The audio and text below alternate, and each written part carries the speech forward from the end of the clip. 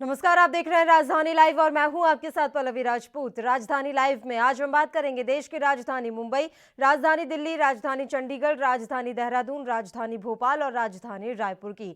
विस्तार से चर्चा करने से पहले दिखाते हैं आपको 6 तस्वीरें।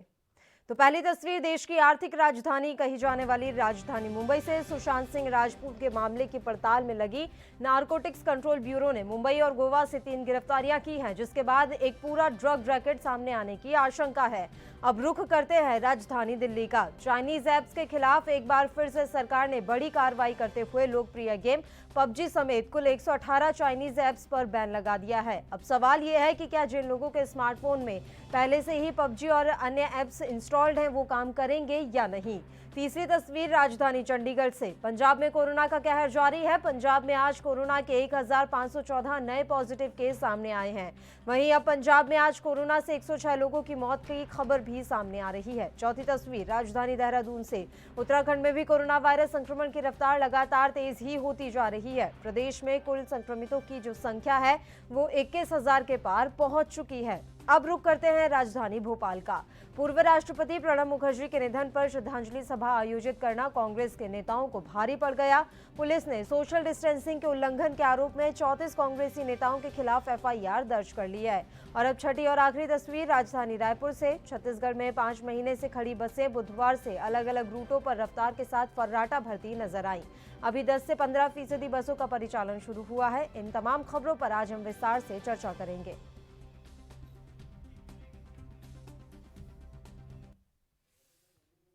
चलिए अब रुक करते हैं राजधानी मुंबई का। क्या रिया चक्रवर्ती ने सुशांत सिंह राजपूत को ड्रग्स का आदी बनाया और क्या रिया, उसके भाई शौविक और उनके दोस्तों का ड्रग कनेक्शन है?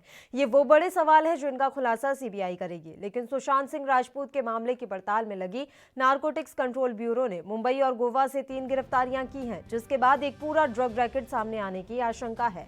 बॉलीवुड में ड्रग्स के इस नशीले जाल में अभी कई हस्तियां फंस सकती हैं। ऐसे में सबसे बड़ा सवाल यह है कि अगर रिया चक्रवर्ती के चैट्स में ड्रग्स का जिक्र है या उनके खुद ड्रग्स लेने की बात साबित हो जाती है तो उन्हें क्या सजा हो सकती है। हालांकि सजा और जुर्माना ड्रग्स की मात्रा और अपराध के हिसाब से बदलता रहता है। जैसे छोटी यानी कम मात्रा के मामले में 1 साल, कमर्शियल मात्रा के मामले में 20 साल और छोटी कमर्शियल के बीच की मात्रा में 10 साल के हिसाब से सजा दी जाती है।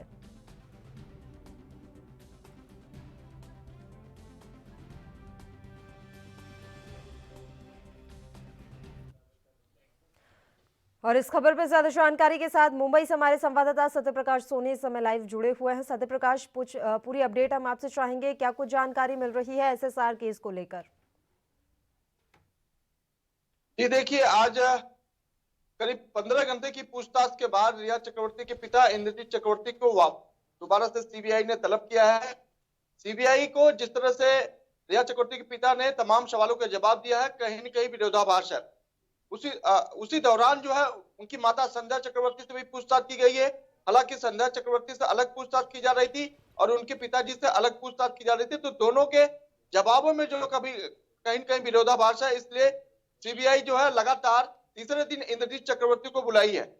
वहीं दूसरी तरफ रिया चक्रवर्ती के भाई इंद्रजीत चक्रवर्ती के बेटे शौविक चक्रवर्ती को भी ईडी ने तलब किया है। जिस तरह से जैद को जो है ड्रग्स मामले में अरेस्ट किया है, जैद ने तमाम खुलासे किया है, जिसमें जैद के चैट में साफ तौर पर शौविक चक्रवर्ती का जो है नाम सामने आया है। तो जाहिर तौर पर ईडी जो है ड्रग्स एंगल को लेकर भी आज पूछताछ करने वाली है। जी बिल्कुल सत्यप्रकाश, जानकारी ये भी मिल रही है कि इस पूरे मसले में 3 लोगों की गिरफ्तारियां भी की गई हैं। अगर हम ड्रग्स एंगल से देखें तो ये 3 लोग कौन है, पूरी जानकारी हम आपसे चाहेंगे। जी, एनसीबी ने जिस तरह से ईडी जो है गौरव आर्या के साथ पूछताछ कर रही, उसमें तमाम बड़े नाम आए थे। ऐसे में इन नामों के साथ ही एनसीबी लगातार जो है मुंबई पुलिस के साथ मिलकर छापेमारी शुरू कर दी। इस दौरान अब तक 3 लोगों को गिरफ्तार किया गया, जिसमें अहम रोल जो है जैद का है। जो जैद लगातार कई और बड़े सेलिब्रिटी के साथ साथ कई बड़े नेताओं के टच में है। वहीं रिया चक्रवर्ती के भाई शौविक के अलावा जो है सैमुअल मिरांडा के साथ भी है। जिस तरह से चैट में साफ तौर पे आया है कि शौविक चक्रवर्ती ने मिरांडा को जो है जैद से मिलने का और किसी को ड्रग्स देने की बात कही थी, जिसमें 5 ग्राम ड्रग्स की कीमत करीब 10,000 मांगने की बात सामने आई है। तो ऐसे में तमाम जो है चीजें अब खुल के बाहर आ रही है। बताया जा रहा है कि सौविक चक्रवर्ती की कभी भी गिरफ्तारी भी कर सकती है। जी बिल्कुल सत्य प्रकाश, और क्या कुछ अपडेट मिल रही है? आज क्या रिया चक्रवर्ती से पूछताछ होगी या फिर किसी अन्य को सीबीआई पूछताछ के लिए बुला सकती है?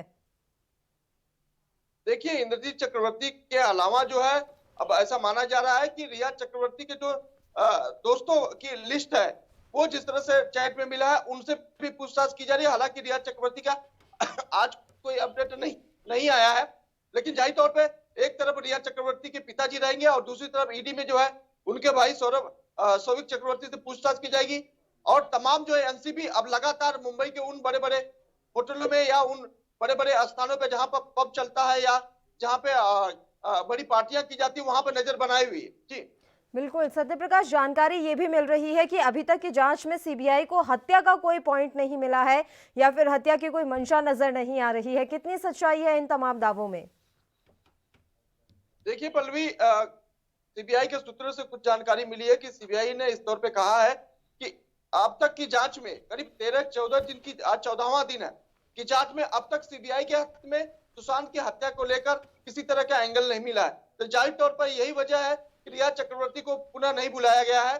लेकिन सीबीआई अभी भी ये फाइल बंद नहीं की है। सीबीआई लगातार उन शख्स से पूछताछ की रही जो कहीं न कहीं सुशांत से जुड़े हुए थे, चाहे सुशांत के दोस्त हो, चाहे सुशांत के ड्राइवर हो, चाहे सुशांत के नौकर हो या सिक्योरिटी गार्ड हो। तमाम लोगों से लगातार अभी भी पूछ जारी है। उम्मीद है कि आने वाले समय में जल्द कुछ न कुछ नतीजा मिलेगा। तो ऐसा तो नहीं आने वाले समय में कि सीबीआई फिर आत्महत्या के मामले को लेकर ये पूरी जांच करे, आत्महत्या के एंगल से तमाम जांच पड़ताल की जाए सीबीआई की तरफ से? जी पल्लवी, अभी जो फिलहाल जांच कर रही है वो आत्महत्या एंगल से ही जांच कर रही है, क्योंकि कल से ही ये माना जा रहा था कि सीबीआई जब से इस तरह का जो है बातें सामने आई है, सीबीआई जब आत्महत्या के मामले को लेकर जांची, यही वजह है कि उनको पिताजी को वापस बुलाया है। तमाम सवालों के जवाब अब सीबीआई जाना चाहती है उनके पिता से कि कैसे वो जाते थे, रिया चक्रवर्ती और सौविक के बीच में सुशांत का कैसा व्यवहार था, रिया चक्रवर्ती सुशांत के साथ जब रहती थी तो क्या उनके परिवार को पता था, रिया चक्रवर्ती जब सुशांत के पैसों पर ऐशो आराम करती थी क्या उनके परिवार को पता था। तो तमाम सवाल है जिसका जवाब जो है रिया चक्रवर्ती के पिता को, सीबीआई को देना है। हालांकि कई सवाल जवाब उन्होंने ऐसे दिया है जो उनकी माता में और उनके पिता के जवाब में विरोधाभास पाया गया। यही वजह है कि लगातार आज तीसरे दिन जो है उनके पिता को बुलाया गया। जी देखिए सत्य प्रकाश, ये भी हम आपसे जानकारी चाहेंगे, एनसीबी जो जांच कर रही है उसमें रिया चक्रवर्ती के भाई सौविक चक्रवर्ती का तो खुलकर नाम सामने आ गया है, लेकिन क्या रिया चक्रवर्ती भी एनसीबी की जांच में फंसी हुई नजर आ रही हैं? जाहिर तौर पर रिया चक्रवर्ती का भी ड्रग्स एंगल में नाम है। रिया चक्रवर्ती जिस तरह से पहले चैट में उनका साफ तौर पे नाम है कि रिया चक्रवर्ती ने ही पूछा था सिद्धार्थ पिठानी को और सैमुअल को कि क्या ड्रग्स मिलेगा, कहां से मिलेगा। ये सारी चीजें जो चैट में साफ तौर पे खुल के आ गई है। हालांकि एनसीबी अभी रिया चक्रवर्ती से पूछताछ नहीं की है, लेकिन जब पूछताछ करेंगे तो तमाम चीजें जो है सामने खुलकर आने वाली है। जी बिल्कुल, और ये भी हम आपसे जानना चाहेंगे कि शुरुआती अगर हम दौर देखें तो क्या लग रहा है, वाकई में क्या सुशांत सिंह राजपूत को ड्रग्स का आदी बनाया गया था? क्या रिया चक्रवर्ती का इसके पीछे बड़ा हाथ हो सकता है कि उन्हें ड्रग्स का आदी बनाया गया हो? जाहिर तौर पर रिया चक्रवर्ती, उनका पूरा परिवार ड्रग्स एंगल से फंसा हुआ नजर आ रहा है। जिस तरह से तमाम चैट में खुलासा हुआ है, रिया चक्रवर्ती खुद सुशांत के घर पे ड्रग्स मंगाती थी। हालांकि वो लेती थी या नहीं लेती थी इसका खुलासा अभी नहीं हो पाया है, लेकिन रिया चक्रवर्ती का ड्रग्स कनेक्शन जरूर है, क्योंकि उनके परिवार में उनके भाई के साथ भी इस तरह की चीजें सामने आ रही है। तो जाहिर तौर पर रिया चक्रवर्ती ड्रग्स एंगल में जरूर फंसेंगी। बिल्कुल, आखिरी सवाल है सत्य प्रकाश, आज क्या कुछ इस पूरे मामले में रहने वाला है? जैसा कि आपने जानकारी दी है, रिया चक्रवर्ती के पिता को बुलाया जाएगा पूछताछ के लिए। इसके अलावा क्या कुछ अपडेट मिल रही है कि आज किस किस से पूछताछ की जा सकती है, क्या कुछ कार्रवाई हो सकती है, चाहे वो ईडी की तरफ से हो, एनसीबी की तरफ से हो या सीबीआई की तरफ से? देखिए, जिस तरह से सौविक चक्रवर्ती को आज ईडी ने तलब किया है, तो जाहिर तौर पे उनका नाम आया है। अगर जैद इस बात को लेकर प्रमाणिकता देता है तो शायद आज सौविक चक्रवर्ती की गिरफ्तारी भी हो सकती है। वहीं दूसरी तरफ लगातार जिस तरह उनके पिता की पूछताछ की जा रही है, ऐसे में बताया जा रहा है कि उनके पिता की पूछताछ जो है और लंबे समय तक चलने वाली है। जी शुक्रिया सत्य प्रकाश, तमाम जानकारी हम तक पहुंचाने के लिए। तो आपको बता दें कि रिया चक्रवर्ती अब इस केस में फंसती हुई नजर आ रही हैं। हालांकि सीबीआई की माने तो अभी तक किसी तरह का ऐसा कोई मौत के मामले को लेकर पॉइंट नहीं मिला है। और आइए अब रुक करते हैं अगली खबर का। चाइनीज ऐप्स के खिलाफ एक बार फिर से सरकार ने बड़ी कार्रवाई करते हुए लोकप्रिय गेम पबजी समेत कुल 118 चाइनीज ऐप्स पर बैन लगा दिया है। बता दें कि ऐसा पहली बार नहीं हुआ है जब भारत में चाइनीज ऐप्स को बैन किया गया है, बल्कि इससे पहले सरकार ने 15 जून को 57 चीनी ऐप्स को बैन कर दिया था और इसके बाद 47 ऐप्स पर प्रतिबंध लगाया गया। वहीं चाइनीज ऐप्स को भारत में तीसरी बार बड़ा झटका लगा है। बता दें कि सरकार ने केवल मोबाइल ऐप्स ही नहीं बल्कि इंटरनेट ऐप्स को भी बैन किया है। इलेक्ट्रॉनिक्स और सूचना प्रौद्योगिकी मंत्रालय की तरफ से जारी किए गए बयान में ये बताया गया है कि ये सभी 118 मोबाइल ऐप्स भारत की संप्रभुता और अखंडता, भारत की रक्षा, राज्य की सुरक्षा और सार्वजनिक व्यवस्था के लिए खतरा थे। भारतीय यूजर्स की सिक्योरिटी को ध्यान में रखते हुए इन ऐप्स को बैन किया गया है। अब सवाल यहाँ पर ये उठ रहा है कि जिन लोगों के स्मार्टफोन में पहले से ही पबजी समेत अन्य मोबाइल ऐप्स जो हैं वो इंस्टॉल्ड हैं, वो अब काम करेंगे या नहीं। तो ये बड़ा फैसला लिया गया है। 118 ऐप्स को फिर से बैन कर दिया है। राष्ट्रीय सुरक्षा को देखते हुए केंद्र सरकार ने ये एक अहम फैसला लिया है। पबजी सहित 118 मोबाइल ऐप्स अब भारत में बैन हो चुकी हैं। इससे पहले भी हम आपको जानकारी दे दें कि चीनी ऐप्स को बैन किया गया था।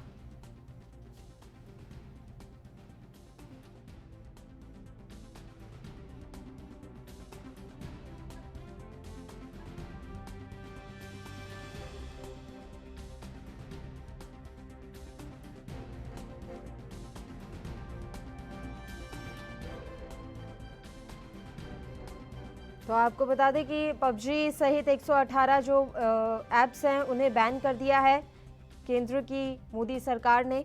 तो ये एक अहम फैसला लिया गया है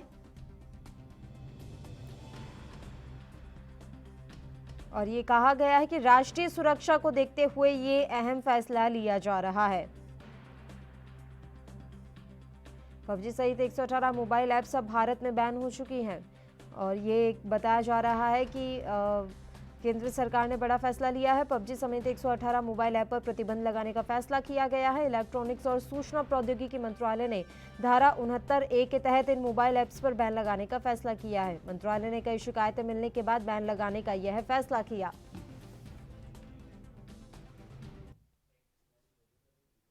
और इस खबर पर ज्यादा जानकारी के साथ दिल्ली से हमारे संवाददाता राजीव तिवारी लाइव हमारे साथ जुड़े हुए हैं। राजीव, पूरी जानकारी हम आपसे चाहेंगे, क्या कुछ जानकारी मिल रही है? देखिए, सवाल यहाँ पर ये खड़ा हो रहा है कि 118 ऐप्स तो बैन कर दी गई हैं, लेकिन जिन लोगों के स्मार्टफोन में ऑलरेडी ये ऐप्स इंस्टॉल्ड हैं वो अब काम करेंगी या नहीं? देखिए, बिल्कुल सर, जिस तरीके से केंद्र सरकार ने जो पहले भी कहीं 100 से ज्यादा ऐप्स बंद करे थे, चीनी ऐप्स जो बंद करे थे, वो कहीं ना कहीं चीनी सरकार को एक संकेत देने के लिए कहा गया था कि जिस तरीके से चीनी सरकार लगातार बॉर्डर पे कहीं ना कहीं भारतीय सेनाओं को कहीं ना कहीं अटैक कर रही थी, तो और कहीं ना कहीं भारत की जमीन पे कब्जा करने की कोशिश कर रही थी। मगर उसी को लेकर अब केंद्र सरकार ने दोबारा से एक गाइडलाइन जारी की है, जिसके अंदर 118 ऐप्स यानी कि कह सकते हैं बंद कर दिए गए हैं और यहाँ तक कि आज से ही वो ऐप्स बंद हो जाएंगे। और कहीं ना कहीं जो उसके अंदर एक ऐप था जो अहम था, पबजी के नाम से, यानी कि युवा और बच्चे सबसे ज्यादा इस ऐप्स को यूज करते थे और कहीं ना कहीं वो स्मार्टफोन के अंदर सबसे ज्यादा यूज किया जाता था। मगर जिस तरीके से 118 ऐप्स अब केंद्र सरकार ने बंद किए हैं, वो कहीं ना कहीं अहम रोल निभाते हैं। और कहीं ना कहीं ये जरूर है कि जिस तरीके से गूगल और प्ले स्टोर को कहा गया है कि आप इन ऐप्सों को बंद कर दीजिए, मगर कहीं ना कहीं ये जरूर है जिस तरीके से पिछली प्रक्रिया थी, यानी कि जो बंद तो कर दिए गए थे गूगल और प्ले स्टोर से, तो कहीं ना कहीं ये जरूर था कि हाँ, जिन लोगों ने पहले स्मार्टफोनों के अंदर अपने ऐप डाल रखे थे, जैसे टिकटॉक पहले डाला हुआ था, तो उसको बंद करने के लिए भी एक प्रक्रिया अपनाई गई थी। वही चीज अब यहाँ भी अपनानी होगी, क्योंकि पबजी को अगर बंद करना है तो पबजी के लिए पहले प्ले स्टोर से और गूगल प्ले स्टोर से हटाना होगा। कहीं ना कहीं ये जरूर है, जब हटाने के बाद में एक और प्रक्रिया करनी पड़ेगी केंद्र सरकार को, जो गाइडलाइन निकाली जाएगी एक कह सकते हैं नेटवर्क कंपनी के लिए या फिर इंटरनेट कंपनी के लिए और सेल्युलर कंपनियों के लिए, जिसके लिए स्मार्टफोनों से वो ऐप बंद कर दिए जाए। मगर क्योंकि जब तक गाइडलाइन नहीं निकाली जाएगी और कह सकते हैं नेटवर्क कंपनी जो है, यानी कि ये वोडाफोन हुआ या फिर एयरटेल हुआ या फिर कोई और कंपनी हुई या फिर कहे जियो कंपनी हुई, तो ये सभी कंपनियां अगर जब तक उनको गाइडलाइन दी जाएगी और वो गाइडलाइन को फॉलो करते हैं, तो ही स्मार्टफोनों से जो यूजर यूज कर रहे हैं, यानी कि पबजी को यूज कर रहे हैं, वो बंद किया जा सकता है। मगर देखना होगा जिस तरीके से अभी प्ले स्टोर से हटाया जा रहा है और गूगल प्ले स्टोर से हटाया जा रहा है, तो ऐप्स को तो कहीं ना कहीं जो अब आने वाली जो जनरेशन है, यानी कि जो युवा है, जो डाउनलोड करने की सोच रहे थे वो कहीं ना कहीं आप डाउनलोड नहीं कर पाएंगे, मगर साथ साथ गाइडलाइन जरूर निकालनी पड़ेगी सेलुलर कंपनी के लिए और नेटवर्क कंपनी के लिए कि कहीं ना कहीं ये जरूर जब तक वो बंद नहीं करेंगे, जो यूजर ने अपनी मोबाइल स्मार्टफोन के अंदर ऐप डाउनलोड किए हैं वो चलते रहेंगे, जब तक सेलुलर कंपनी बंद करेंगी तो ही बंद हो सकते हैं। तो कहीं ना कहीं ये जरूर है केंद्र सरकार को एक और गाइडलाइन निकालनी पड़ेगी सेलुलर कंपनी और नेटवर्क कंपनियों के लिए कि वो इनको बंद करें, ताकि स्मार्टफोन के अंदर जिन्होंने प्ले स्टोर में डाउनलोड किया हुआ है वो कहीं ना कहीं यूज नहीं कर पाएंगे। मगर देखना होगा ये सेकंड प्रक्रिया कैसे इस्तेमाल की जा सकती है, क्योंकि पहले भी टिकटॉक जब बंद किया गया था यही टेक्नोलॉजी यही प्रक्रिया अपनाई गई थी, क्योंकि पहले प्ले स्टोर से बंद किए गए थे और उसके बाद में नेटवर्क कंपनियों को ऑर्डर दिए गए थे कि आप यहां से जितने भी स्मार्टफोन है, जितने भी यूजर हैं आपके, उनको वहां से उनके मोबाइलों से इनको बंद किया जाए, तभी जाके टिकटॉक भी बंद हुआ था। मगर इसी तरीके से अब ये प्रक्रिया अपनानी होगी कि पबजी को अगर बंद करना है और 118 ऐप जिनको बंद किया गया है वो कहीं ना कहीं इसी प्रक्रिया के द्वारा ही बंद किए जा सकते हैं। मगर देखना होगा नेटवर्क कंपनी और सेलुलर कह सकते हैं सेलुलर कंपनी जितनी भी है उनको नोटिस कितने दिनों के अंदर दिया जाता है, या फिर केंद्र सरकार कितने दिनों के अंदर इसको फॉलो करने के लिए बोलेगी। मगर कहीं ना कहीं ये जरूर था पहले टिकटॉक कंपनी कह सकते हैं टिकटॉक ने केंद्र सरकार के खिलाफ तो कोई नोटिस जारी नहीं किया था, यहाँ तक कि कोर्ट जाने की कोई बात नहीं की गई थी, क्योंकि उन्होंने केंद्र सरकार का समर्थन किया था। क्या पबजी अगर वही समर्थन देता है तो कहीं ना कहीं ये जरूर है पबजी भी बंद हो सकता है भारत के अंदर। जी बिल्कुल राजीव, ऐसे में ये समझना भी जरूरी है कि किस बिहाफ पे इस बार ये फैसला लिया गया है। ऐसा कहा जा रहा है कि राष्ट्रीय सुरक्षा को देखते हुए केंद्र सरकार ने ये फैसला लिया है। बात अगर हम करें कि किस तरह से राष्ट्रीय सुरक्षा किस तरह से खतरे में आ रही थी इन एप्स की वजह से। देखिए एक चीज इसमें से स्पष्ट है कि जो राष्ट्रीय सुरक्षा की बात की जा रही है, यानी कि युवा थे और जो बच्चे थे वो सबसे ज्यादा पबजी को इस्तेमाल कर रहे थे और टिकटॉक को इस्तेमाल कर रहे थे। टिकटॉक को इसीलिए बंद किया गया था, और कहीं ना कहीं जब पबजी की बात आ रही है तो पबजी भी राष्ट्रीय कह सकते हैं राष्ट्रीय सुरक्षा की वजह से ही बंद किया गया है। मगर कहीं ना कहीं ये जरूर है युवा सबसे ज्यादा उसके अंदर फंडिंग करते थे, यानी कि जो बैंक के द्वारा वो पबजी चलाया जाता था और बैंक के द्वारा ही उनके जो पैसे वगैरह करते थे। कई केस इस तरह के देखने को मिले थे जो पबजी के यूज करने पर बच्चों ने अपने फादर के या मदर के जो अकाउंट के पैसे थे वो उन्होंने उसमें लगा दिया हथियार वगैरह खरीदने के लिए, यानी गेम यूज करने के लिए। मगर उसी को कहीं ना कहीं बंद करने की काफी कोशिश की जा रही थी, कई संस्थाओं ने भी इसकी आवाज उठाई थी कि पबजी को बंद किया जाए। मगर कहीं ना कहीं अब केंद्र सरकार ने जब इसका फैसला लिया है तो कहीं ना कहीं देखना होगा कि सेलुलर कंपनी भी उनका कितनी जल्दी उनका साथ देती है, या सेलुलर कंपनियों को कितनी जल्दी केंद्र सरकार नोटिस देती है, या फिर राजीव एक चीज और मैं समझना चाहूंगी, जब पिछली बार भारत और चीन के सैनिकों के बीच झड़प हुई थी जिसमें हमने अपने 20 सैनिकों को भी खो दिया था, वो शहीद हो गए थे, उसके बाद तमाम चाइनीज ऐप्स को बैन किया गया था। अब फिलहाल एक और बार हालिया ही घटनाक्रम है कि भारत चीन सैनिक वापस में आपस में भिड़ गए। हालांकि इस बार किसी तरह का कोई नुकसान नहीं हुआ है, ना ही उनके सैनिक हताहत हुए, ना ही हमारे जवान हताहत हुए। उसके बाद एक बार फिर ये ऐप्स जो हैं वो बैन की गई हैं। क्या इन्हें वाकई में रिलेट करके देखा जा सकता है? क्या सरकार की ये रणनीति है कि अगर बॉर्डर पर कुछ होगा तो हम तमाम चाइनीज ऐप्स बैन करते चले जाएंगे? देखिए बिल्कुल एक चीज तो समझनी होगी, केंद्र सरकार एक सीधा सीधा संकेत दे रही है कि अगर चीनी सरकार या चीनी फोर्स जो बॉर्डर पे लगी हुई है और भारतीय सेना के ऊपर कहीं ना कहीं बार बार अटैक किए जा रहे हैं, क्योंकि एक तरफ तो चीनी सरकार ये जो है जो और जो चीनी आर्मी जो है वो बातचीत करने की राग अलापती है, और कहीं ना कहीं दोबारा से वही चीज करी जाती है, यानी कि बार बार अटैक किया जा रहा है, बार बार भारत के जो बॉर्डर है उन पर कब्जा करने की कोशिश की जा रही थी। उसी को लेकर मद्देनजर रखते हुए भी शायद केंद्र सरकार ने यही कड़े निर्देश लिए, क्योंकि पहले भी 100 से ज्यादा ऐप्स बंद किए गए थे और अब दोबारा से 100 से ज्यादा ऐप्स बंद किए जा रहे हैं। तो कहीं ना कहीं ये जरूर है कि चीनी सरकार को एक सीधा सीधा संकेत दिया जा रहा है कि अगर वो अपनी बातों पे नहीं अड़ेगा, यानी कि कह सकते हैं जिस तरीके से वो बार बार डामाडोल कर रहा है और एक तरफ बात करने की प्रक्रिया अपनाता है, दूसरी तरफ अटैक करता है, तो कहीं ना कहीं सीधा सीधा संकेत दिया जा रहा है कि केंद्र सरकार उसके जवाब के लिए तैयार बैठी हुई है और भारत सरकार हर तरीके से जवाब देने की कोशिश करेगी। क्योंकि अगर ऐप्स बंद किया जाता है तो कहीं ना कहीं चीनी सरकार को काफी बड़ा झटका लगता है, क्योंकि फाइनेंस की यानी कि जो अर्थव्यवस्था है वो कहीं ना कहीं उसकी डामाडोल होती है, और कहीं ना कहीं उसी को अर्थव्यवस्था को ही चोट देने के लिए इस तरीके के ऐप्स बंद किए जा रहे हैं। तो कहीं ना कहीं सीधा सीधा संकेत चीनी सरकार के लिए जा रहा है कि चीनी सरकार या तो बाज आ जाए, नहीं तो इसी तरीके से बार बार उनको कहीं ना कहीं हताहत किया जाएगा, और वहीं उनकी जो चोट है यानी जो बार बार जो चोट की जा रही है ऐप के द्वारा, गैजेटों के द्वारा, तो वो कहीं ना कहीं होगा और बार बार किया जाएगा इस तरीके से। जी शुक्रिया राजीव तिवारी तमाम जानकारी हम तक पहुंचाने के लिए। तो भारत सरकार ने 118 जो ऐप्स हैं उन्हें बैन कर दिया है, इसमें पबजी भी शामिल है। और आइए अब राजधानी चंडीगढ़ का रुख करते हैं। पंजाब में कोरोना का कहर लगातार जारी है। पंजाब में आज कोरोना के 1514 नए पॉजिटिव केस सामने आए हैं। वहीं आज पंजाब में कोरोना से 106 लोगों की मौत हो गई है। नए पॉजिटिव मामले सामने आने से पंजाब में कोरोना मरीजों का कुल आंकड़ा अब काफी ज्यादा बढ़ गया है। वहीं राहत की खबर यह है कि 1595 लोग ऐसे भी हैं जो कोरोना को मात देकर अपने घर जा चुके हैं। राज्य में बीजेपी के राष्ट्रीय उपाध्यक्ष अविनाश राय खन्ना और पंजाब और चंडीगढ़ बीजेपी के संगठन मंत्री दिनेश कुमार सभी कोरोना पॉजिटिव पाए गए। 24 घंटे के दौरान मारे गए 70 लोगों में से लुधियाना में सबसे अधिक 15 लोग शामिल हैं। अमृतसर में 7, जालंधर में 6 और मोहाली और फतेहगढ़ साहिब में 5-5 लोगों की मौत हुई है। बात होशियारपुर की करें तो यहां 4, गुरदासपुर में 3, मोगा, भटिंडा और फिरोजपुर में 2-2 लोगों ने दम तोड़ा। पठानकोट में 32 लोग कोरोना संक्रमित पाए गए, जिनमें 8 डीसी दफ्तर और 1 एसएसपी दफ्तर का कर्मचारी बताया जा रहा है। तो पंजाब में कोरोना का कहर लगातार बढ़ता जा रहा है। यहां कोरोना का ग्राफ काफ़ी तेज़ी से ऊपर जा रहा है और अभी जो लेटेस्ट अपडेट मिल रही है उसके हिसाब से 106 लोगों की मौत हो चुकी है।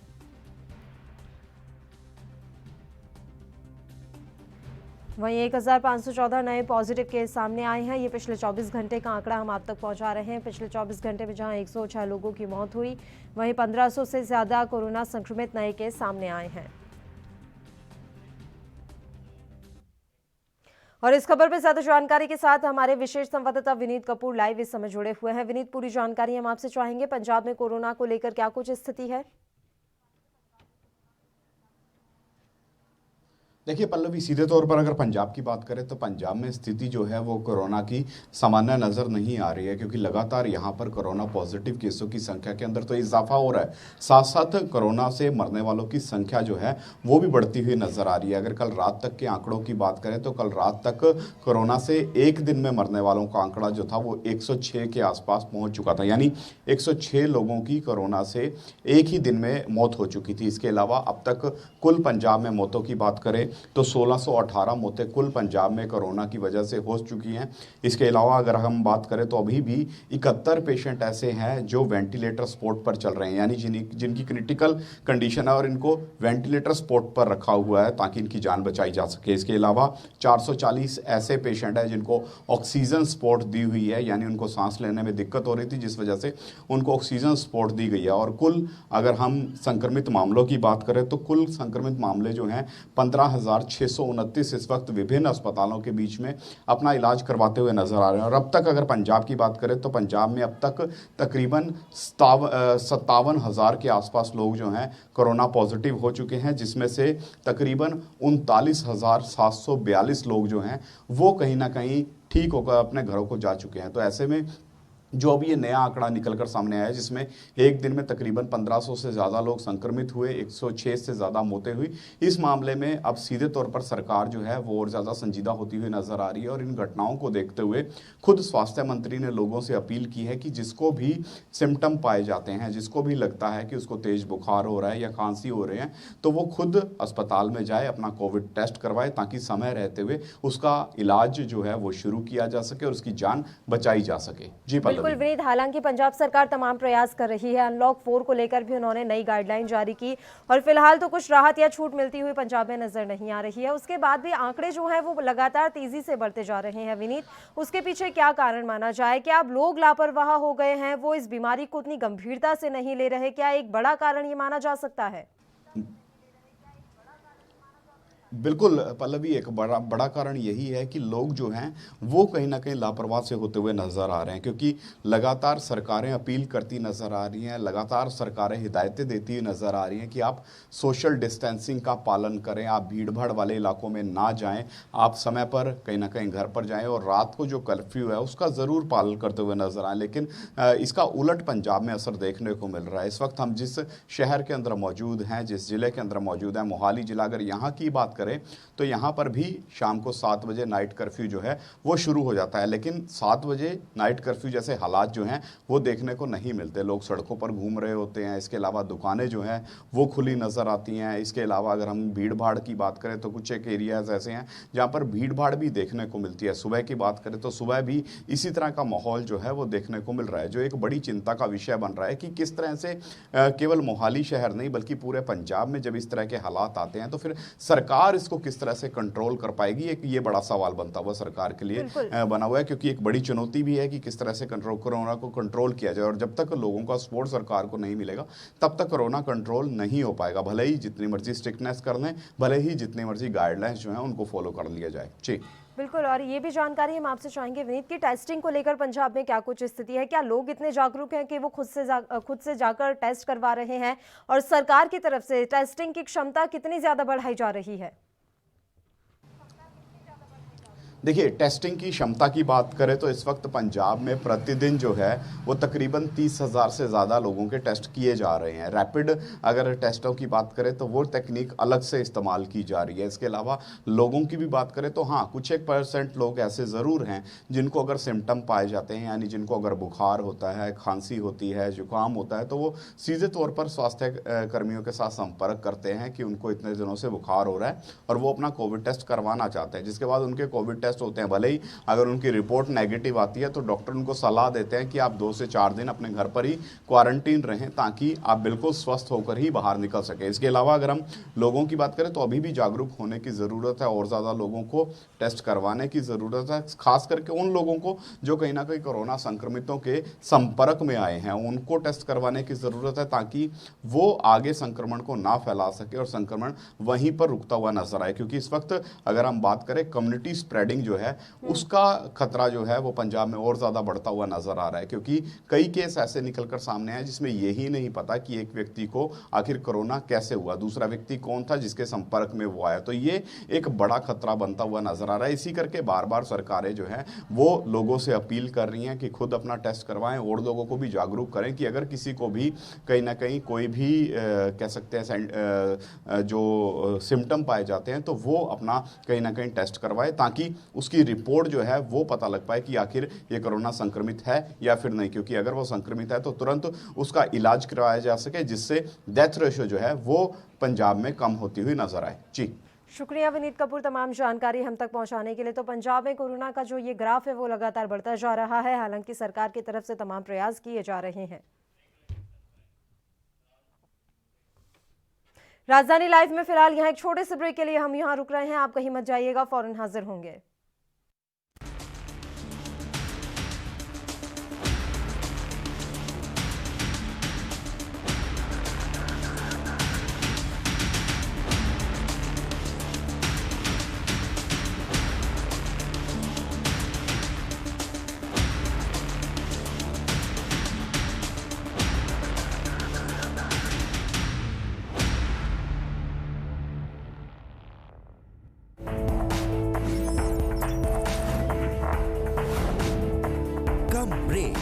और ज्यादा खबरों के साथ देखिए ANP news in channel number पर। लखनऊ से लेकर चंडीगढ़ तक, मुंबई से लेकर रायपुर तक, क्या है राजनीति की हलचल, क्या है समाज का मिजाज। राजधानी लाइव, हमारी नजर, आपका फैसला, हर रोज सुबह 8 बजे सिर्फ ANP न्यूज पर। I'm declaring a public health emergency of international concern over the global outbreak of novel coronavirus. Bharat की कोरोना वायरस से जंग। आपको चाहिए पूरी जानकारी के लिए भरोसेमंद जरिया।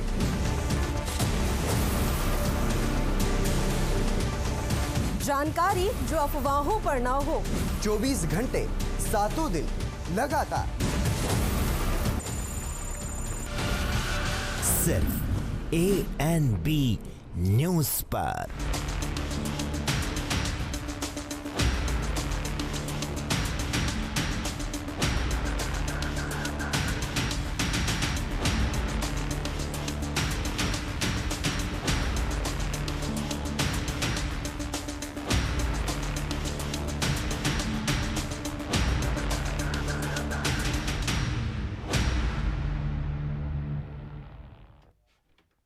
ब्रेक ब्रेक के बाद एक बार फिर से आप सभी का स्वागत है। चलिए रुक करते हैं उत्तराखंड का। उत्तराखंड में कोरोना वायरस संक्रमण की रफ्तार लगातार तेज ही होती जा रही है।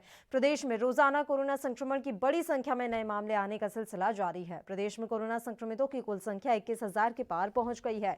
बुधवार को उत्तराखंड में एक बार फिर से कोरोना का बड़ा विस्फोट हुआ। प्रदेश में कोरोना के 836 नए मामले सामने आए, जिसके बाद प्रदेश में कोरोना संक्रमितों की संख्या बढ़कर 21,234 हो गई है। उत्तराखंड में कोरोना संक्रमितों की मौत का आंकड़ा भी लगातार बढ़ता जा रहा है। बीते 24 घंटे में कोरोना संक्रमित 11 लोगों की मौत हो गई। प्रदेश में अब तक 291 कोरोना संक्रमितों की मौत हो चुकी है। उत्तराखंड में कोरोना से जुड़ी चिंता बढ़ाने वाली दो बातें सामने आई हैं: कोरोना का डबलिंग रेट और कोरोना सैंपल का बैकलॉग। ये दोनों कोरोना के खतरनाक रूप की ओर इशारा कर रहे हैं। मतलब साफ है कि कोरोना फिलहाल इतनी आसानी से जाने वाला नहीं है। ऐसे में कोरोना से खुद को और अपने परिवार को आप भी बचाकर रखें, सरकारी दिशा निर्देशों का पालन करें और कोरोना संक्रमण को फैलने से रोकें। तो उत्तराखंड में लगातार कोरोना का जो ग्राफ है वो बढ़ता जा रहा है। बड़ी संख्या में नए मामले आने का सिलसिला लगातार जारी है। और अगर हम पिछले 24 घंटे की बात करें तो पिछले 24 घंटे में भी यहाँ पर बड़ी संख्या में मामले सामने आए हैं। उत्तराखंड में कोरोना का कहर लगातार जारी है। 21,000 यहाँ पर कुल संक्रमितों की संख्या हो चुकी है। 21,000 से ज़्यादा ही ये आंकड़ा है। 24 घंटे में 836 नए मामले कोरोना के सामने आए हैं। उत्तराखंड की ये हम बात कर रहे हैं। बड़ी संख्या में नए मामले कोरोना के लगातार आ रहे हैं प्रदेश में। उत्तराखंड में कोरोना का कहर साफ तौर पर देखने को मिल रहा है। देश भर से रिकॉर्ड तोड़ मामले सामने आ रहे हैं। ऐसे में अब उत्तराखंड भी इससे अछूता नहीं रह गया है। उत्तराखंड में भी रोजाना बड़ी संख्या में मामले सामने आ रहे हैं। और इसी के साथ अगर हम बात करें प्रदेश में कुल संक्रमितों के आंकड़े की तो वो 21,000 के पार हो चुकी है। 21,000 से ज्यादा यहाँ संक्रमितों की संख्या है। उत्तराखंड की ये जानकारी हम आप तक पहुंचा रहे हैं। 24 घंटे में भी 836 नए मामले कोरोना के सामने आए हैं। बड़ी संख्या में नए मामले आने का सिलसिला लगातार जारी है। प्रदेश में हालांकि तमाम कोशिशें की जा रही हैं कि कोरोना का जो ये ग्राफ है उसे बढ़ने से रोका जाए, लेकिन अभी तमाम कोशिशें विफल होती हुई नजर आ रही हैं।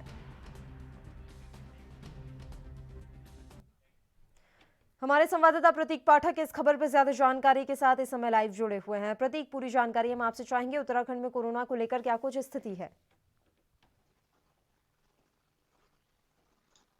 बिल्कुल पल्लवी, बताना चाहूंगा उत्तराखंड में लगातार कोरोना का आंकड़ा बढ़ता जा रहा है और ये आंकड़ा अब 21,000 के पार पहुंच चुका है। लिहाजा अब ये जो कोरोना है वो सीएम आवास में भी दस्तक दे चुका है। सीएम आवास के तमाम सारे जो कर्मचारी हैं वो कहीं ना कहीं कोरोना पॉजिटिव निकल के आए हैं, जिसको लेकर अब मुख्यमंत्री त्रिवेंद्र सिंह रावत अब 3 दिनों के लिए फिर सेल्फ क्वारंटाइन में पहुंच जा चुके हैं। फिलहाल अगर देखा जाए तो बड़ी संख्या में कोरोना के जो आंकड़े बढ़ रहे हैं उससे कहीं ना कहीं प्रदेश सरकार की मुश्किलें बढ़ती जा रही हैं फिलहाल। क्योंकि अगर मैं विधायकों की अगर बात करूं, बीजेपी के कल देर शाम बीजेपी के विधायक धर्मपुर विधायक विनोद चमोली भी कोरोना पॉजिटिव आए हैं, जिसको लेकर तत्काल उनको उपचार के लिए अस्पताल पहुंचाया गया। फिलहाल सरकार की तरफ से जो नाकाफी रहने वाली बात की जा रही है, तो कांग्रेस लगातार इस पर प्रहार करती हुई नजर आ रही है। कांग्रेस का साफ तौर पर कहना है कि जिस तरीके से कोरोना की संख्या बढ़ रही है उस पर कहीं ना कहीं सरकार की नाकामी है, जिसके चलते ये कोरोना के संक्रमण बढ़ रहे हैं। हालांकि 4.0 की जो गाइडलाइंस है उसके तहत जो छूट दी गई है, यानी कि अन्य राज्य से आने वाले लोग जो आने के आ रहे हैं, तो अब ऐसे में संक्रमण का खतरा और लगातार बढ़ता जा रहा है। मार्केटों की स्थितियों की अगर मैं बात करूं तो लोग लापरवाही करते हुए भी दिख रहे हैं। जो मास्क का प्रयोग नहीं कर रहे हैं उस पर तत्काल तौर पर अब कार्रवाई की जा रही है। तकरीबन मास्क न लगाने पर 600 रुपए का अब लगातार सरकार की तरफ से, प्रशासन की तरफ से चालान भी किया जा रहा है, जिसको लेकर अब देखा जाए तो कहीं ना कहीं पहाड़ों तक ये कोरोना का आंकड़ा लगातार बढ़ रहा है। और मौतों की संख्याएं अब 291 पहुंच गई हैं। जो लगातार मौतों की संख्याएं जो बढ़ रही हैं वो काफी चिंताजनक है। जी पल्लवी। बिल्कुल प्रतीक, ऐसे में क्या माना जाए, उत्तराखंड में जो ये ग्राफ लगातार कोरोना का बढ़ता जा रहा है उसके पीछे क्या वजह हो सकती है? क्या अनलॉक के लगातार चरण एक के बाद एक शुरू हो रहे हैं, ये बड़ी वजह है? लोग अब घरों से बाहर निकल रहे हैं, गैदरिंग ज्यादा कर रहे हैं, इस वजह से? बिल्कुल पल्लवी, जिस तरीके से अगर देखा जाए तो यहाँ पर जो प्रवासी थे, बड़ी संख्या में जो प्रवासी पहुंचे थे, उसके साथ साथ अब देखा जाता है जो आम लोग हैं वो कहीं ना कहीं लापरवाही करते हुए दिख रहे हैं। लगातार प्रशासन की तरफ से एहतियात के तौर पर बताया जा रहा है कि कृपया 2 गज की दूरी बनाकर चले, साथ ही मास्क का प्रयोग करें और सैनिटाइजर का प्रयोग करें। अब ऐसे में जहां पर जो मार्केट खुले हैं, 12 घंटे का जो सरकार की तरफ से छूट दी गई है, और जो रविवार की साप्ताहिक बंदी, सिर्फ साप्ताहिक बंदी के लिए सरकार की तरफ से कहा गया है, तो ऐसे में कहीं ना कहीं लोगों की भी लापरवाही देखी जा रही है। लोगों को अवेयर होना पड़ेगा, जिसके चलते कहीं ना कहीं ये आंकड़े लगातार बढ़ रहे हैं। और ये जिस तरीके से 21,000 के जो आंकड़े पहुंच रहे हैं वो चिंताजनक है। कोविड-19 सेंटर जो बनाए जा रहे हैं, कोविड-19 सेंटरों में लगातार मरीजों की संख्याएं बढ़ती हुई नजर आ रही है। ऐसे में प्रशासन का साफ तौर पर कहना है जो लापरवाही करेगा उन पर सख्त से सख्त कार्रवाई की जाएगी। बड़ी संख्या में लोगों के चालान भी किए जा रहे हैं। लापरवाही साफ तौर पर प्रदेश में देखने को मिल रही है। जी बिल्कुल प्रतीक, आपसे ये भी जानकारी चाहेंगे कि कोविड सेंटर्स के किस तरह के हालात बने हुए हैं और लगातार जो स्वास्थ्य सेवाएं हैं वो किस तरह से नजर आ रही हैं, क्योंकि अक्सर जब उत्तराखंड की हम बात करते हैं तो वहां पर कई ऐसे गांव हैं जहां अभी भी सड़क नसीब नहीं है लोगों को, टेढ़े मेढ़े रास्ते होते हैं, पहाड़ी रास्ते ज्यादा होते हैं। ऐसे में स्वास्थ्य सुविधाएं लोगों तक पहुंच भी पा रही हैं या नहीं? बिल्कुल पल्लवी, लगातार उत्तराखंड में आपदा की स्थिति भी बनी हुई, बाढ़ और भूस्खलन जैसी स्थितियां बनी हैं। ऐसे में जो स्वास्थ्य सेवाएं कहीं ना कहीं बदहाल होती हुई दिख रही हैं। हालांकि मुख्यमंत्री त्रिवेंद्र सिंह रावत ने कहा है कि जो हेलीपैड सुविधा हेलीकॉप्टर सुविधाएं हैं जो एम्बुलेंस की, वो सरकार की तरफ से मुहैया कराई जा रही है। ज्यादा क्रिटिकल जो मामले होते हैं उनको कहीं ना कहीं देहरादून राजधानी लाया जाएगा। लेकिन जिस तरीके से अगर देखा जाए तो कहीं ना कहीं लोगों को दिक्कतों का सामना अभी भी करना पड़ रहा है। कोविड-19 जो सेंटर्स बनाए गए हैं उनमें लापरवाही देखने को मिल रही है। किसी के पास दवाएं उपलब्ध नहीं हो पा रही है तो कोई किसी के पास खाना और पानी की व्यवस्थाएं नहीं है, जिसके चलते कहीं ना कहीं लोगों को दिक्कतों का सामना करना पड़ रहा है। कल अगर मैं बीते दिनों की बात करें, कल जो 2 मौतें हुई उनका साफ तौर पर लापरवाही का आरोप लगाते हुए उन्होंने कहा है कि कोविड-19 सेंटरों में और अस्पतालों में लापरवाही की गई, जिसके चलते ये मौत हुई। डॉक्टर्स देखने मरीजों को नहीं आते हैं। हालांकि जो परिजनों को आने की अनुमति भी अगर देखा जाए तो अस्पतालों में नहीं दी जाती है, न देखने की अनुमति दी जाती है, जिसके चलते वो अपने परिजनों को नहीं देख पाते हैं। तो कहीं ना कहीं लापरवाही का भी आरोप अब उनके परिजन जो कोरोना पॉजिटिव है उनको लगाने का आरोप भी लगाते हुए नजर आ रहे हैं। सरकार का साफ तौर पर कहना है कि जो स्वास्थ्य सुविधाएं हैं उन पर हम पूरी तरीके से नजर बनाए हुए हैं, लेकिन कहीं ना कहीं लापरवाही स्वास्थ्य विभाग की भी दिखती नजर आ रही है। हालांकि जो पुलिस प्रशासन है, पुलिस प्रशासन भी अब इसकी जद में आता जा रहा है, क्योंकि जो बाहर से जो बड़ी संख्या से लोग आ रहे हैं उनमें कहीं ना कहीं लापरवाही देखने को मिल रही है। ना मास्क का वो प्रयोग कर रहे हैं, ना सोशल डिस्टेंस का प्रयोग कर रहे हैं। लिहाजा ये संख्या लगातार बढ़ती जा रही है, ये चिंताजनक है, जिसको लेकर अब कांग्रेस भी हो या विपक्ष की तमाम जो पार्टियां हैं वो कहीं ना कहीं आरोप लगा रही है। साफ तौर पर उनका कहना है कि सरकार अगर पहले से ही दुरुस्त सारी चीजें करे होती तो आज ये स्थिति प्रदेश में ना होती। जी बिल्कुल प्रतीक, आपसे ये भी जानकारी चाहेंगे कि उत्तराखंड में टेस्टिंग को लेकर क्या कुछ हालात हैं? जितनी टेस्टिंग होनी चाहिए राज्य में क्या उतनी ही हो पा रही है या अभी इसमें बढ़ोतरी करने की जरूरत है? बिल्कुल पल्लवी, मुख्यमंत्री त्रिवेंद्र सिंह रावत ने अभी कुछ दिन पहले ही कहा था कि तकरीबन रोज 5000 टेस्टिंग की जा रही है, लेकिन ये टेस्टिंग बढ़ाने के लिए भी बात की गई थी। अभी लेकिन हालांकि अभी तक ये टेस्टिंग नहीं बढ़ाई गई है।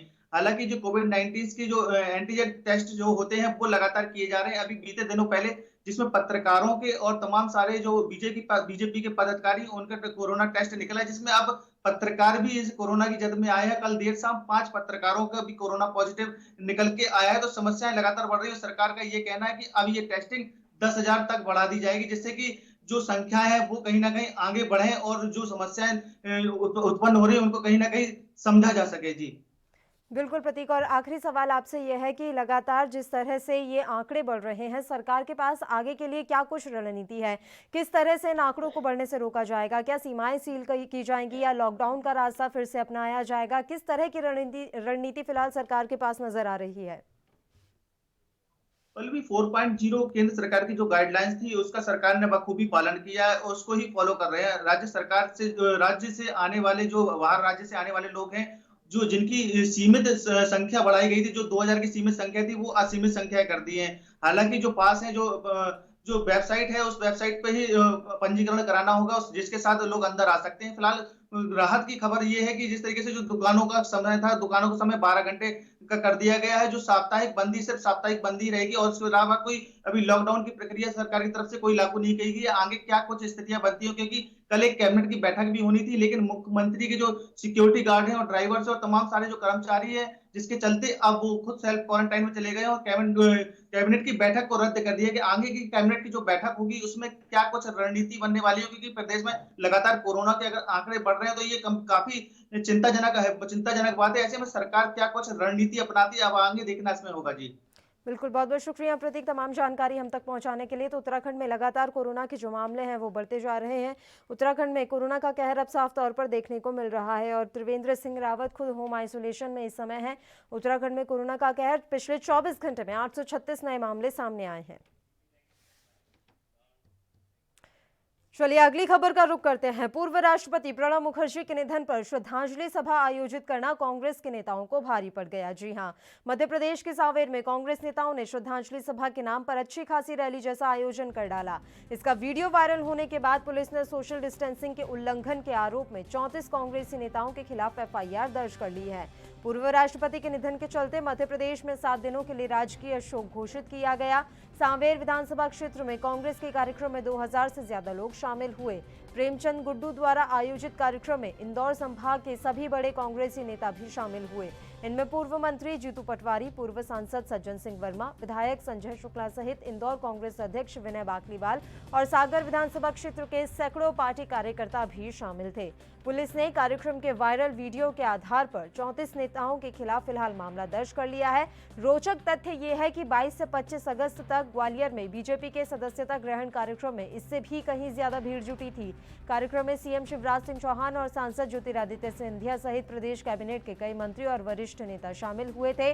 तब कांग्रेस की बार-बार शिकायत के बाद भी प्रशासन ने कोई कार्रवाई नहीं की थी और आज बताया जा रहा है कि इन 34 कांग्रेसी नेताओं के खिलाफ मामला दर्ज कर लिया गया है। सांवेर का ये मामला है जहां पर पूर्व राष्ट्रपति प्रणब मुखर्जी के लिए श्रद्धांजलि सभा का आयोजन किया गया था और इस सभा में 2000 से ज्यादा लोग जुटे थे। इसमें पूर्व मंत्री जीतू पटवारी समेत कई ऐसे कार्यकर्ता थे जो शामिल हुए थे।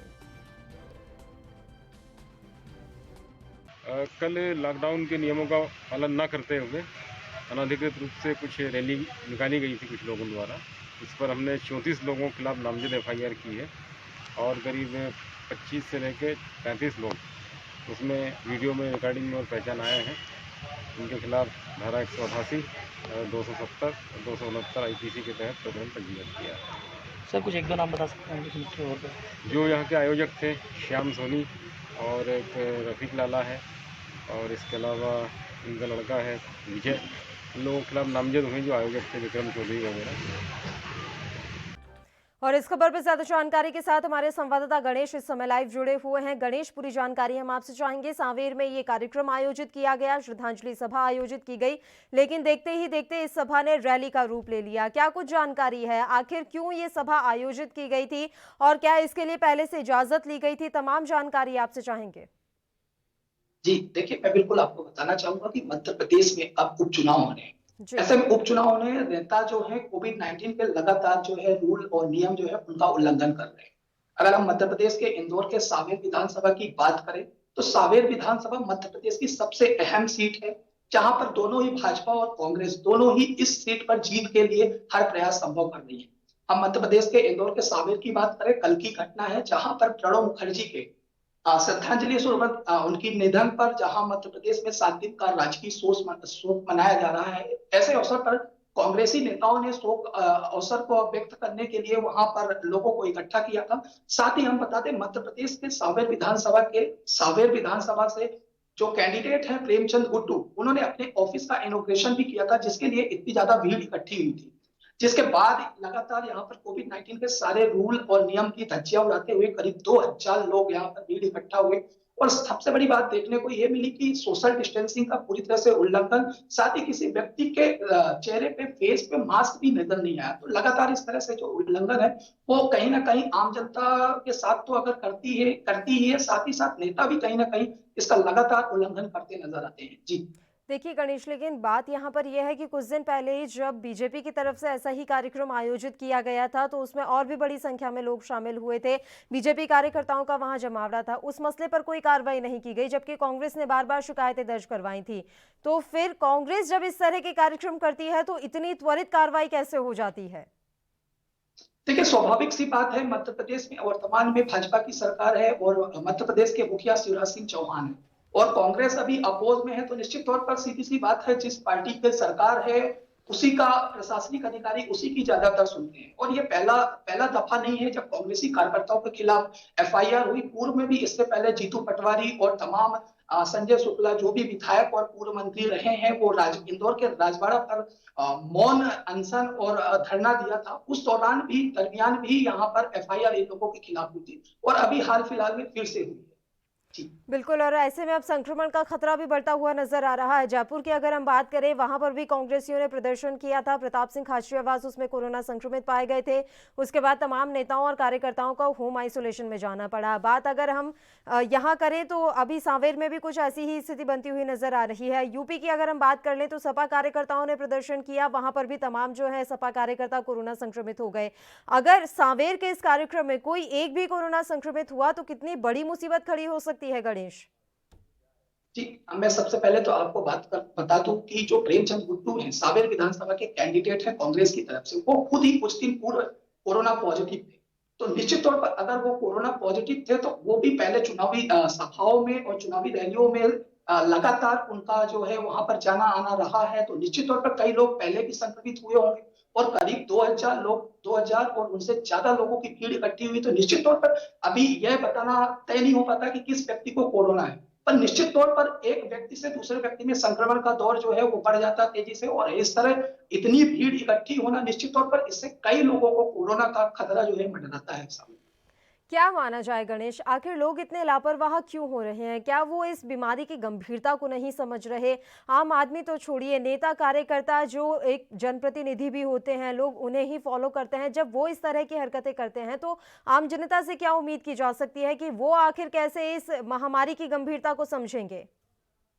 देखिए, पहले सबसे बड़ी बात तो यहाँ मैं आपको बता दूं कि जो नियम बनाए जाते हैं वो आम जनता के लिए बनाए जाते हैं, और जो प्रशासनिक अधिकारी होते हैं वो भी सरकार और नेताओं की ही ज्यादातर सुनते हैं। पर यहाँ पर सामने देखने में आता है कि जो नेता है वो लगातार खुद ही कोरोना काल में कोविड-19 के दौर में लगातार जो है इस तरह की घटनाएं उल्लंघन, जो कलेक्टर के आदेश है, सरकार के आदेश है, उनका उल्लंघन करते हुए लगातार दिखे हैं। और ऐसे कई मामले सामने आए हैं मध्य प्रदेश में, समूचे देश में सामने आए। मध्य प्रदेश की बात करें तो अभी सबसे अहम 27 सीटों पर उपचुनाव होने हैं। ऐसे में लगातार जो है सभी अपनी अपनी जीत के लिए जो कोविड-19 के रूल्स हैं, रेगुलेशन है, उनका लगातार धज्जियां उड़ाते हुए इस तरह के घटनाओं को अंजाम देते हैं। और निश्चित तौर पर इससे कहीं ना कहीं आम जनता को इसका असर दिखता है और वो कोविड-19 के खतरे से जो है अफेक्टेड होते हैं और लगातार संक्रमित होते हैं, जिससे कहीं ना कहीं उन पर असर होता है। पर नेता इस बात की सूझ लेते नहीं है और लगातार ऐसी चीजें करते रहते हैं, क्योंकि उन्हें सिर्फ और सिर्फ अपनी नेतागिरी से मतलब रहती है और साथ ही उन्हें उपचुनाव में अपनी जीत से मतलब है। शुक्रिया गणेश, तमाम जानकारी हम तक पहुंचाने के लिए। तो मध्य प्रदेश के सांवेर विधानसभा की ये तस्वीरें, जहां 2000 से ज्यादा कांग्रेसी कार्यकर्ता एक कार्यक्रम में जुटे। यहां सोशल डिस्टेंसिंग का माहौल उड़ाया गया। वहीं त्वरित कार्रवाई करते हुए प्रशासन ने 35 लोगों के खिलाफ मामला दर्ज कर लिया है और उन्हें कोरोना गाइडलाइन के नियमों का उल्लंघन करने के लिए ये मामला दर्ज किया गया है।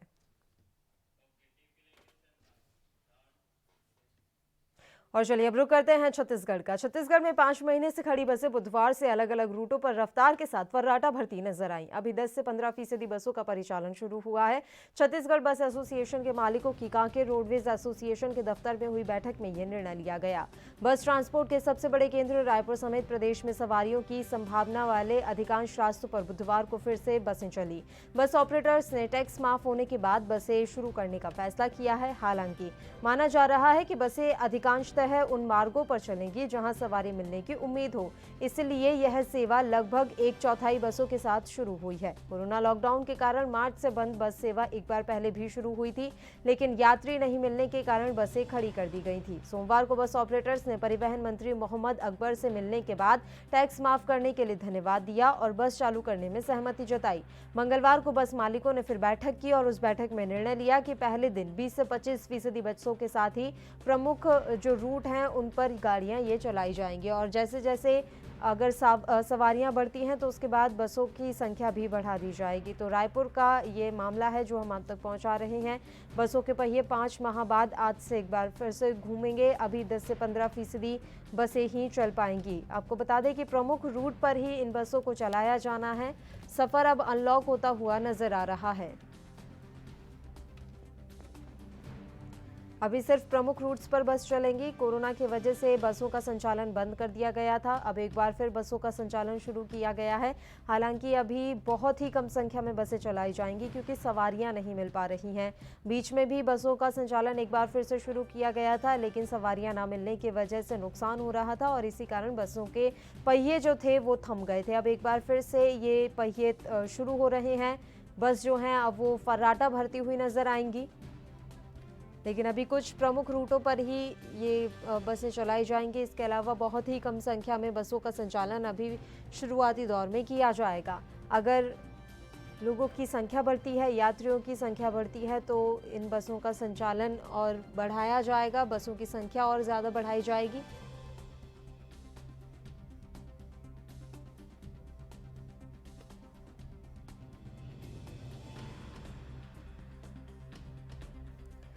तो बसों के पहिया 5 माह बाद फिर से अब सड़कों पर दौड़ते हुए नजर आएंगे। अभी 10 से 15% बसें ही चलाई जाएंगी।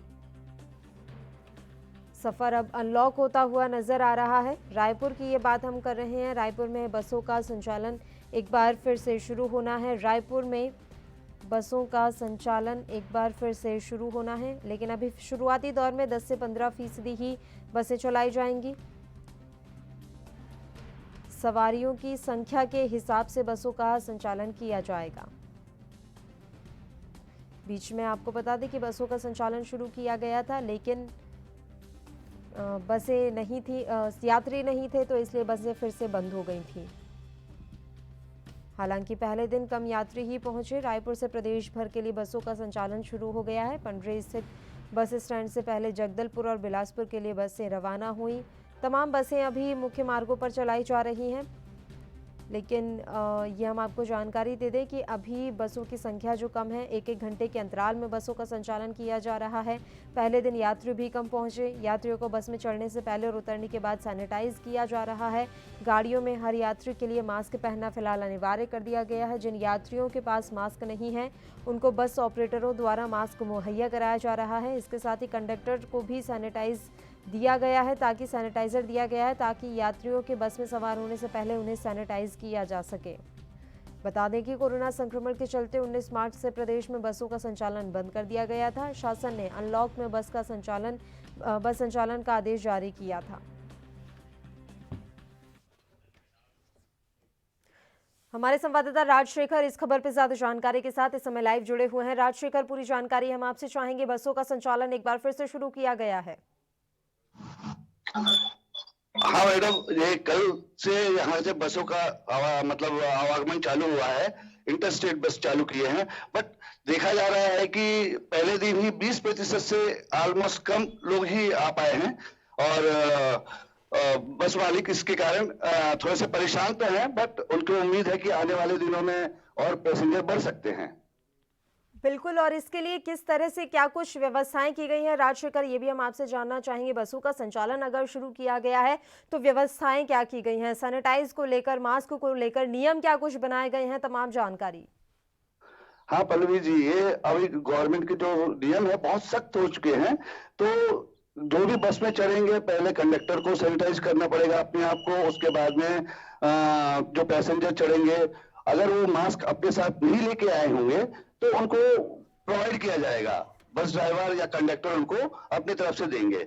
और जब उतरेंगे उसके बाद में भी जो कंडक्टर रहेगा वो भी सैनिटाइज होगा और जो पैसेंजर्स होंगे वो भी सैनिटाइज किए जाएंगे। मतलब बहुत कड़े कानून बनाए हैं, मगर जहां तक ऐसा नहीं लगता है कि ये जो कानून के हिसाब से चलना होगा। क्या है कि सोशल डिस्टेंसिंग की मेरे ख्याल से पूरी तरीके से धज्जियां उड़ेंगी, क्योंकि ये अपने प्रॉफिट को कैसे कवर करेंगे ये बस मालिक जानते हैं। उनको मालूम है कि जब तक कि वो भीड़ नहीं बढ़ाएंगे बसों में तो उनको प्रॉफिट नहीं हो सकता।